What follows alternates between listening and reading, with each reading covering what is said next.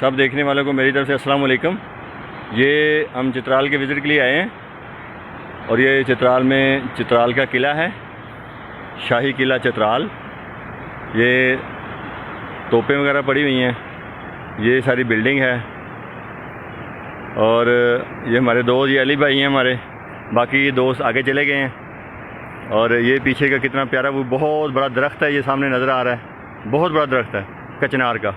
اور یہ دریا کا خوبصورت نظارہ ہے، یہاں دریا کے پانی کا بہت ہی تیز بہاؤ ہے، بہت ہی تیز بہاؤ، اور ہم بڑی ہائٹ پہ کھڑے ہوئے ہیں، بڑا خوف بھی آ رہا ہے اور بڑا مزہ بھی آ رہا ہے، خوف اور مزے دونوں کی عالم ہے۔ اور یہ سامنے گھر ہیں اور یہ سامنے خوبصورت نظارہ ہے، اللہ پاک کے نظارے ہیں۔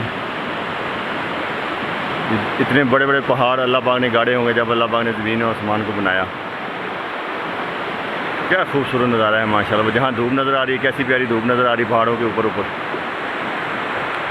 بہت شکریہ، السلام علیکم ورحمۃ اللہ وبرکاتہ۔